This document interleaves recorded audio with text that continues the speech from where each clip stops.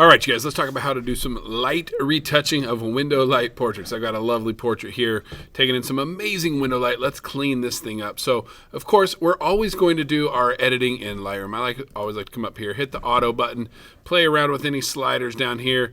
One of the things that's a great adjustment to make is the vibrance adjustment, because vibrance looks for colors that are not skin tones, and it enhances those colors. So vibrance will enhance the colors except for the skin tones. But if you go too far, you can see his face starts to turn red there. So be careful with that. Don't overdo that. And saturation, I don't like saturation because that really cranks up the skin tone. So check your vibrance there and do any other adjustments you might want to make. Vignette sometimes can look really good on a portrait, just a little soft one. And of course, please do some cropping. You may want to unlock your crop so that you can, let's hit that unlock. That'll allow us to kind of get rid of a lot of that empty space up there and maybe crop out some of those background things that don't belong in the photo. And you can see this line right here is not straight, so let's rotate this crop box and let's get that line nice and straight. Let's just get rid of it completely like that. And there we go. And let's give him a little more room since he's looking this way. Let's give him some room to look into. There we go. Very good. Now, we've got some skin issues that we want to clean up, and we want to whiten up these teeth. And both of those are easier to do in Photoshop. So let's export this image to Photoshop. You can either just right-click and choose Edit in Photoshop. You could press Command-Shift-E. You can come click on this little dude and export it as a JPEG and then open it in Photoshop. But the easiest way is just right-click and choose Edit in Photoshop. And you should see this little blue progress bar up here that says Opening in Photoshop. We'll wait for that to happen. And here we go. We are in Photoshop. First thing we're going to do is we're going to create a new blank layer. And that's done right down here in this corner. We're looking for this button right here with the little plus sign on it. Let's create a new layer. And let's rename this layer by double-clicking right on the words Layer 1. We'll just double-click and we're going to call this Skin.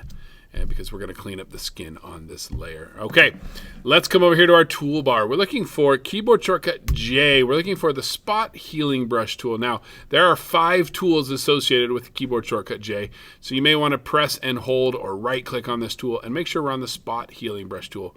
This guy right here. This is an awesome little tool for clearing up skin. So I'm going to zoom in a little bit here with Command plus on my keyboard or Option scroll wheel. And I'm going to just come in here and find some blemishes that I want to get rid of. And let's make sure we're working with the right size brush. On a Mac, I'm going to hold down Control, Option, and left click. And again, left or right will change the size of my brush. Up or down will change the hardness. And normally when we're working on skin, we want a soft edge brush. But today we're actually going to go with a harder edge. I'm going to hit my hardness up somewhere above 90%.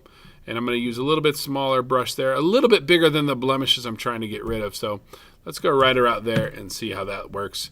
And with this layer selected, my skin layer selected, I'm going to just check up here along the top. I want to make sure Content Aware is checked, Sample All Layers is checked, and we are ready to go. Now, all we got to do is come and find blemishes we want to get rid of, and literally all you have to do is click on them, and they go away. See that? Look at that. That little tiny blemish right there before, after. All I did was just click on it, and Photoshop analyzes it and figures out what to do, and it gets rid of it. So I'm going to go through and just all these little blemishes, I'm just going to click on them. You can click and drag, so if you got something that's a little bit bigger, you can come in here. Let me just show you. You can click and drag over that, and eesh, Command Z to undo if you make a mistake. And let's make this brush a little bit smaller again.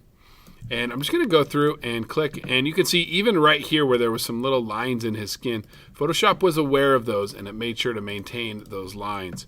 One issue that you will have is along edges. Anytime you're trying to do the spot healing brush along edges, you can run into some trouble. So let me continue cleaning this up, and we'll come back and look at these ones right here because they're right on that weird edge in his face right there, and we want to make sure that we don't get that too messed up. So we'll pick up the video when we get back to that point. Okay, we're doing pretty great here. Remember, you guys, your goal is not to make him look perfect. We're not trying to turn our models into Barbie dolls or Ken dolls. We don't want plasticky, smooth skin.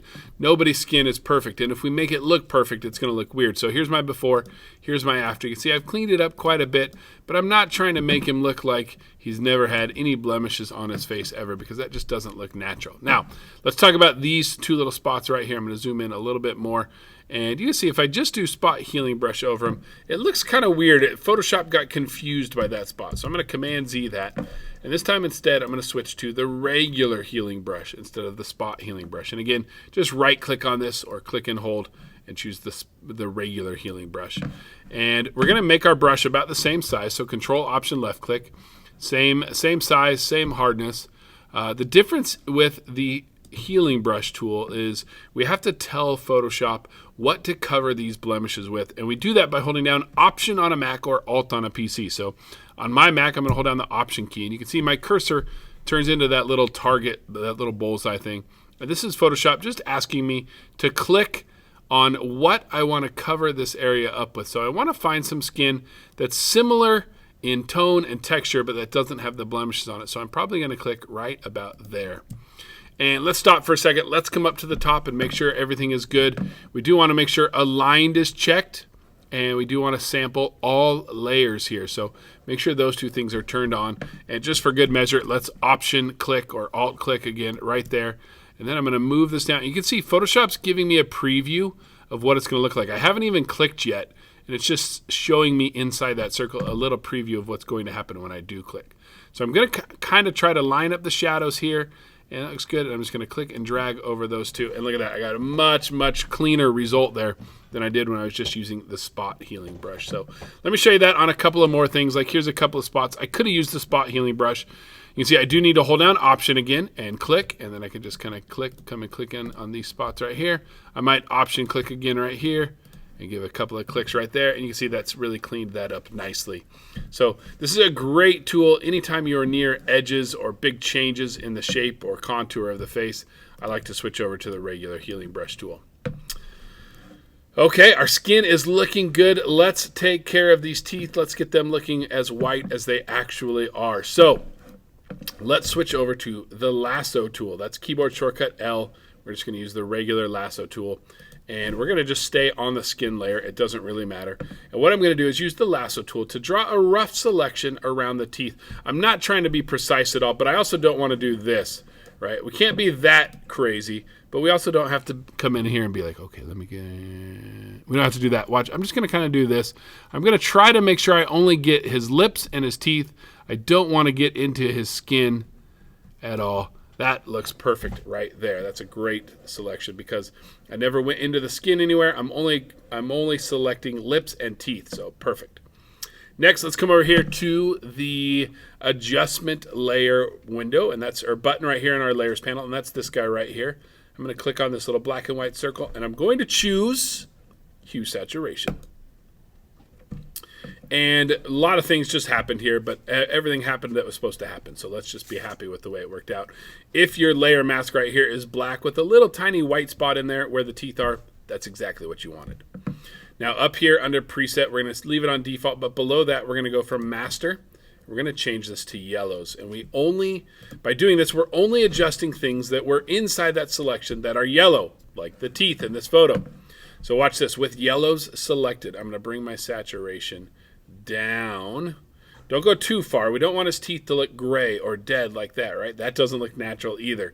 So this is pretty easy to overdo, so be careful with this. There's no right number. I can't tell you what number to choose because everybody's teeth are different. So I'm going to go about there, and then I also want to lighten them up just a little bit. So I'm going to take this lightness slider, and I'm going to lighten that up just a touch. Again, don't go too far. We don't want perfectly white teeth. That's not going to look normal. We just want to lighten things up just a little bit. If you want to see your before and after, come down here, click on this little dude right there. There's before, there's after. That's looking pretty good. Listen, always a good idea to err on the side of not doing enough because most people who are doing this for the first time, they do too much. So one thing that's not a terrible idea is maybe take it a little bit farther. Hold up. I know that doesn't make sense with what I just said, but take it a little bit higher than you might think you need to. And then come down to the opacity layer of this layer. So, come down to this layer, and we're going to mess with the opacity of it and bring this down. So that's going to allow those to kind of blend back together. And maybe I'll put that right about there. And this way, if we did too much still, it's real easy to just come and bring that down. Or if we feel like later on that we brought it down too far, we can just bring it back up. So there you go. We have edited the skin and the teeth. Look, here's our before. Here's our after. We got our guy looking pretty sharp here. Now all we got to do is get this back into Lightroom. So let's come up here and go to File, Save, Once that blue progress bar is done right there, it is done saving, and we can close it.